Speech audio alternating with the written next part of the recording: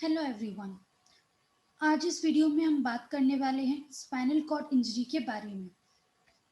Spinal cord injury यानी आपकी रीढ़ की हड्डी पे गर्दन से लेकर नीचे तक अगर कहीं पे भी चोट लगती है, आपके स्पाइन में, स्पाइनल कॉर्ड में कहीं पे भी चोट लगती है, तो उससे आपका जो बॉडी का टेम्पररी है और परमानेंट लॉस हो जाता है। यानी आपका जो मोटर फंक्शन है, जो आप मूवमेंट कर रहे हो अपनी बॉडी का, वो लॉस हो जाता है। उसके साथ ही साथ आपका जो सेंसरी फंक्शन है, जो सेंसेशन है जिससे आपको पता चलता है कि आपको कोई टच कर रहा है या फिर आपको गर्म ठंडे का फील होता है, तो वो जो सेंसेशन है वो भी लॉस हो जाता है। तो इसमें मोटर फंक्शन और सेंसरी फंक्शन दोनों लॉस हो जाते हैं। तो इस बीमारी में, इसकी वजह से, स्पाइनल कॉर्ड इंजरी की वजह से, इसमें आपको पैराप्लेजिया भी हो सकता है, यानी दोनों पैर का लकवा होना, पैरालिसिस होना।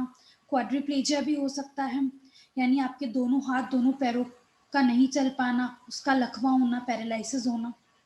तो इस वजह से, स्पाइनल कॉर्ड इंजरी की वजह से। अब ये स्पाइनल कॉर्ड की इंजरी की लेवल क्या है, ये आप न्यूरोलॉजिकल लेवल पे देख सकते हैं। जो आपके एग्जामिनर है, आपके मेडिकल प्रोफेशनल्स है, डॉक्टर है जो आपके, वो आपके चेक करते हैं, एग्जामिनेशन करते हैं, आपकी मसल स्ट्रेंथ टेस्ट करते हैं, जिससे आपका जो मोटर फंक्शन है वो चेक होता है। आपके नॉर्मल मूवमेंट्स चेक करते हैं, नॉर्मल मूवमेंट्स आप खुद से कर पा रहे हैं या नहीं, जो एक्टिवली होता है, और पैसिवली, या फिर आपके जो डॉक्टर है वो आपके मूवमेंट चेक करते हैं कि मूवमेंट पूरा हो पा रहा है या नहीं है। तो एक्टिवली और पैसिवली दोनों मूवमेंट चेक करके आपका मसल स्ट्रेंथ टेस्ट करते हैं। उससे पता करते हैं कि मोटर फंक्शन आपका सही है या नहीं है। फिर दूसरा है सेंसेशन चेक करते हैं, आपके सेंसरी फंक्शंस चेक करते हैं। उसमें आपको सुई चुबा के देखते हैं कि आपको फील हो रहा है या नहीं हो रहा है। आपको टच करके देखते हैं, या फिर आपको गर्म ठंडे लगाते हैं आपकी स्किन पे, तो ये स्किन टेस्ट करते हैं, तो आपको ये फील आ रहा है या नहीं। तो उससे आपका सेंसरी फंक्शन चेक करते हैं। तो इससे डिपेंड, इन सबसे पता कर सकते हैं कि आपका कौन सी लेवल का इंजरी है, कि सिर्फ आपका मोटर फंक्शन लॉस हुआ है, या सिर्फ सेंसरी फंक्शन लॉस हुआ है, या फिर दोनों ही फंक्शन लॉस हुआ है। फिर स्पाइनल कॉर्ड इंजरी दो प्रकार की होती है, एक कंप्लीट स्पाइनल कॉर्ड इंजरी, दूसरी इनकम्प्लीट स्पाइनल कॉर्ड इंजरी। यानी अगर spinal cord injury complete type की है, तो उसमें आपके जो स्पाइन में चोट लगी है, जैसे हम एग्जांपल बात करते हैं आपके गर्दन की, सर्वाइकल रीजन की स्पाइन में चोट लगी है, तो उससे आपके दोनों हाथ दोनों पैरों की फंक्शनिंग पूरी चली जाती है, बिल्कुल जीरो निल हो जाती है। और ये 6 महीने, 7 महीने या फिर पूरे साल में भी रिकवरी इसकी नहीं होती, ना ही ये मेडिसिन से ठीक होता है। तो ये होती है कंप्लीट स्पाइनल कॉर्ड इंजरी। फिर है इनकम्प्लीट स्पाइनल कॉर्ड इंजरी। अगर spinal cord injury incomplete type की है, तो स्पाइनल कॉर्ड जिसमें जैसे गर्दन, जैसे दर्द होना या सूजन होना स्पाइन पे, वो होता है। पेशेंट को का यूरिन पे कंट्रोल या स्टूल पे कंट्रोल नहीं होता, बट सेंसेशन होता है कि हाँ मुझे यूरिन पास करना है, मेरा जो ब्लैडर है वो फुल हो गया है। तो थोड़ा बहुत सेंसेशन रहता है, थोड़ा बहुत नहीं रहता है। या फिर जो मूवमेंट है वो थोड़ा बहुत रहता है, जैसे एक हाथ काम कर रहा है, फिर दोनों पैर लकवा होगा बट हाथ आपका चल रहा है। या फिर ऐसा होता है कि एक हाथ एक पैर चल रहा है, एक साइड की बॉडी नहीं चल रही। तो वो होता है इनकम्प्लीट स्पाइनल कॉर्ड इंजरी। अब स्पाइनल कॉर्ड इंजरी की ग्रेड्स है, जो अमेरिकन स्पाइनल इंजरी एसोसिएशन ने, एशिया ने बनाई है, जिसे एशिया ग्रेडिंग स्केल कहते हैं। तो उससे आपकी इंजरी कितनी सीवियर है, कितनी अक्यूट है, उससे पता कर सकते हैं। तो ग्रेडिंग सिस्टम है एशिया ए। इसमें इंजरी जो होती है वो बिल्कुल कंप्लीट होती है, स्पाइनल कॉर्ड इंजरी की। मतलब आपका ना सेंसेशन रहता है, ना आपका मोटर फंक्शन रहता है, दोनों ही लॉस हो जाता है। एशिया बी, इसमें आपका सेंसरी सेंसरी जो है वो थोड़ा बहुत रहता है, बट आपका जो मोटर फंक्शन है, जो मूवमेंट है, वो बिल्कुल लॉस हो जाता है। मतलब आपको छूने का, गर्म ठंडे का, या चुभाने का, चुभने का, या सुई चुभने का, इन सब का फील होता है। मतलब सेंसरी आपको पता चलता है कि आपको कोई टच कर रहा है, आपके पैरों पे आपने किसी ने हाथ लगाया, तो ये सब फील होता है। बट जो मूवमेंट है, मोटर जो फंक्शंस है, जो मसल मूवमेंट्स है, वो नहीं हो पाते। एशिया सी, एशिया सी में जो आपका मोटर है, सेंसरी तो ओके रहता है, बट मोटर जो है वो थोड़ा बहुत सही रहता है। मतलब कुछ मसल्स जो है वो वर्क करते हैं एंटी ग्रेविटी, और कुछ मसल्स वीक होती है, तो उससे। फिर एशिया डी, इसमें आपकी आधे से ज़्यादा जो मांसपेशियाँ है, मतलब मूवमेंट है वो अच्छा होता है, इम्प्रूवमेंट होता है उसमें, और कुछ मूवमेंट्स है वो रिस्ट्रिक्ट होते हैं, मतलब कुछ मूवमेंट्स नहीं हो पाते और ऑलमोस्ट मूवमेंट्स आप कर पाते हो। एशिया ई में आप नॉर्मल है कि आपको सिर्फ आपकी रीढ़ की हड्डी में सूजन या दर्द है बस, और आपका जो मूवमेंट है, सेंसरी और मोटर फंक्शन है वो नॉर्मल रहता है। फिर अब ये स्पाइनल कॉर्ड इंजरी किन कारणों की वजह से होता है? या तो ट्रोमैटिक इंजरी होगी किसी ट्रॉमा की वजह से, या फिर नॉन ट्रोमैटिक इंजरी होगी। तो ट्रोमैटिक इंजरी में या तो सडन आपको कोई हिट कर गया है आपके स्पाइनल कॉर्ड पे, मतलब आपकी रीढ़ की हड्डी पे कुछ एकदम डायरेक्ट हिट एंड ब्लो हो गया है, इस वजह से होता है। जैसे आप ऊपर बहुत ऊंचाई से नीचे गिर गए, तो इससे स्पाइनल कॉर्ड इंजरी हो सकती है। जैसे आप गाड़ी चला रहे हो तब गिर गए, एक्सीडेंट हो गया, इससे होता है। या फिर आप कुछ इंडस्ट्रीज में आपने काम, वर्क प्लेस पे आप काम कर रहे हो, उसमें आपको कोई इंजरी हो गई, जैसे आपको रीढ़ की हड्डी की इंजरी हो गई है, उससे हो सकता है। या फिर कुछ दंगे फसाद, या फिर आप कोई खेल कूद में हो, कोई गेम स्पोर्ट्स खेलते हो आप, उसमें आपको इंजरी हो गई है स्पाइन की, उससे भी हो सकता है। या फिर आप मतलब गन शॉट इंजरी हो गई, बंदूक से, पिस्तौल से डायरेक्ट आपको स्पाइन पे लगा है, स्पाइनल कॉर्ड इंजरी, इससे हो सकती है।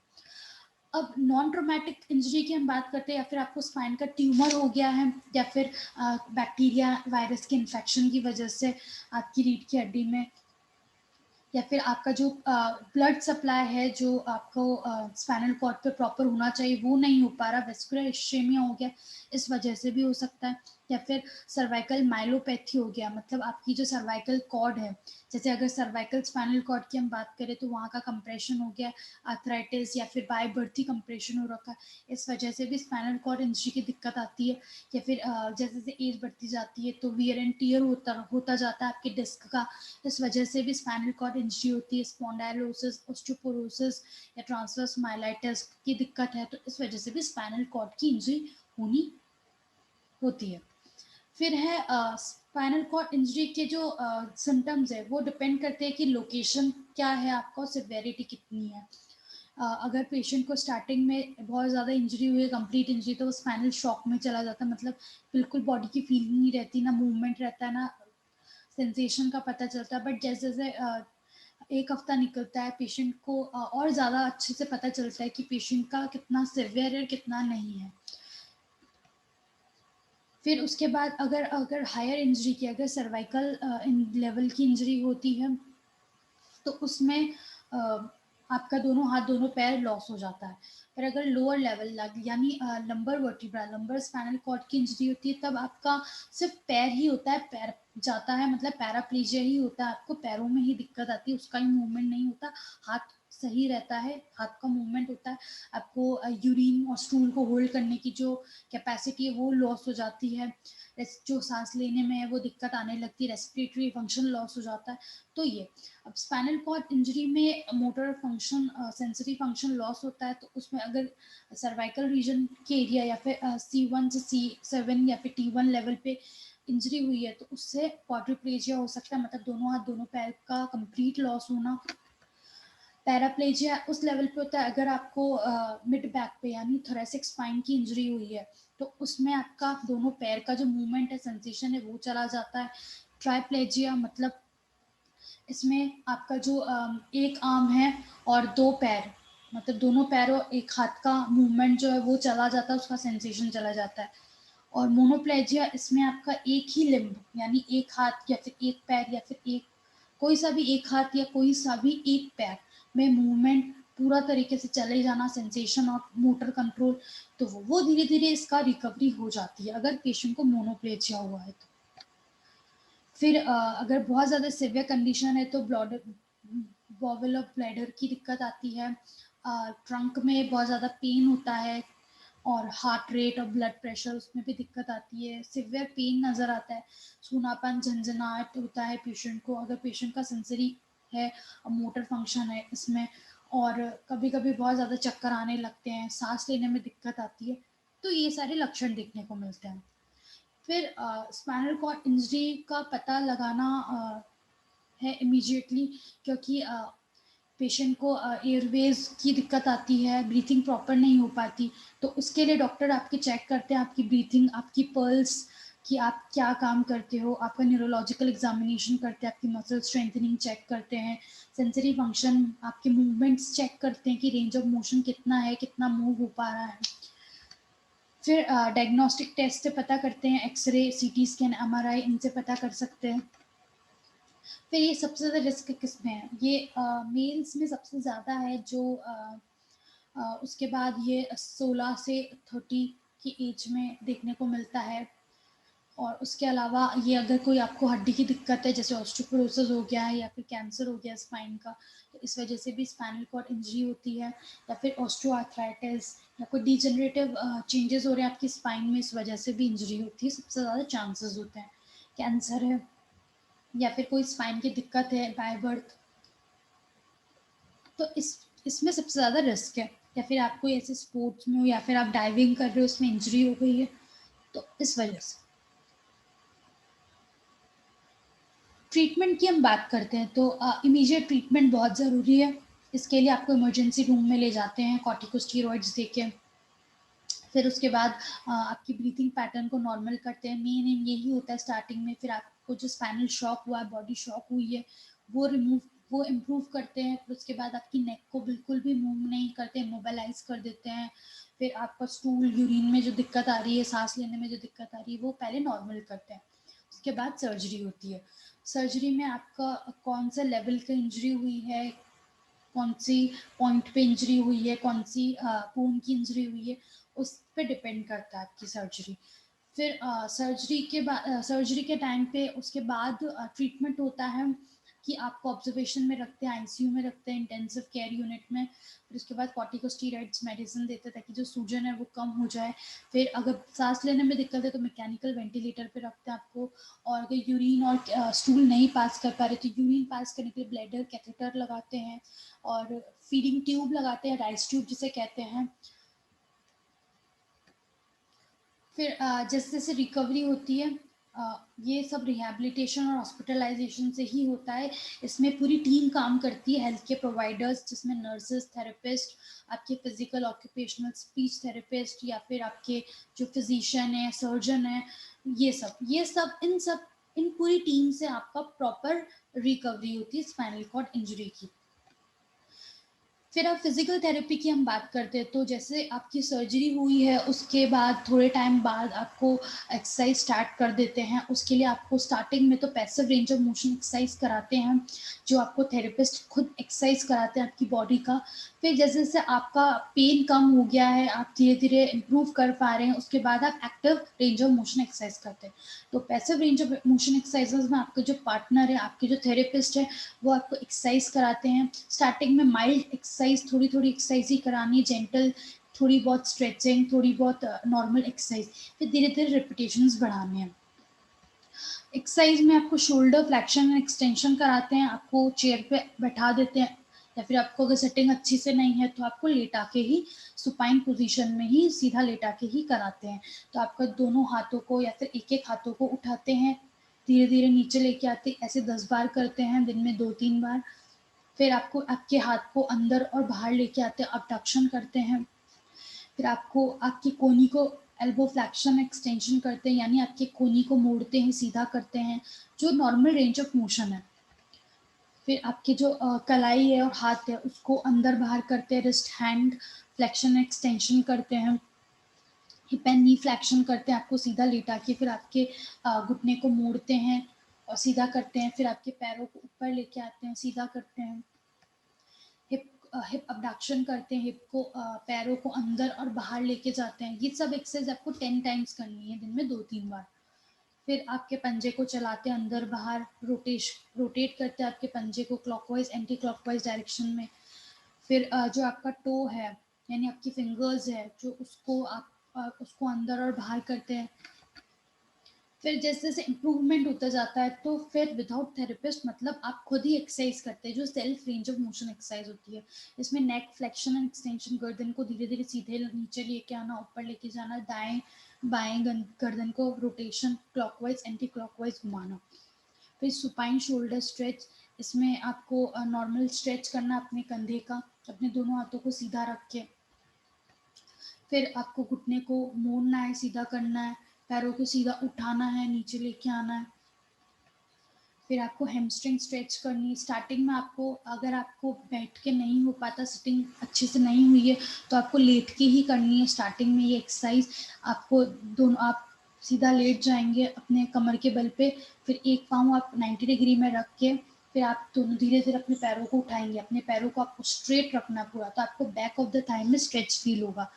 ये करना, फिर धीरे धीरे जब आपकी सेटिंग स्टार्ट हो रही है, फिर आपको ऐसे सेटिंग में करना है। एक चेयर सामने रख लेना है, एक टेबल, और उस पर आपको ऐसे सीधा पाँव रखना है। थोड़ी देर तक होल्ड करना है, फिर रिलैक्स, ऐसे 10 बार करना है। फिर आपको पंजे को अंदर बाहर करना है, उंगलियों को, पैरों की उंगलियों को अंदर और बाहर करना है।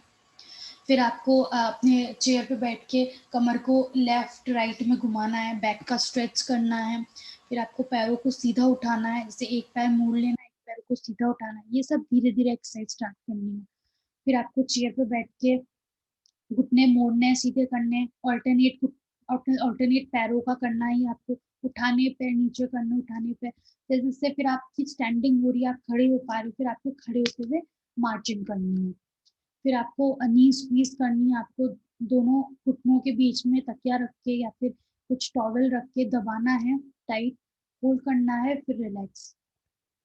फिर हील रेस करनी है आपको, अपने हील पे, अपनी एड़ी पे आना है आपको। पंजे जमीन पे रहेंगे और एड़ी से उठे हुए होंगे आप। ये एक्सरसाइज करनी है। फिर अगर आपकी सेटिंग में अच्छी हो पा रही हो, स्टैंडिंग आप खड़े हो पा रहे हो, फिर आपको खड़े होकर ये एक्सरसाइज करनी है। फिर गेट ट्रेनिंग करनी है। आपकी जो फिजिकल थेरेपिस्ट है वो आपको चलने का तरीका सिखाएंगे कि कैसे आपको चलना है।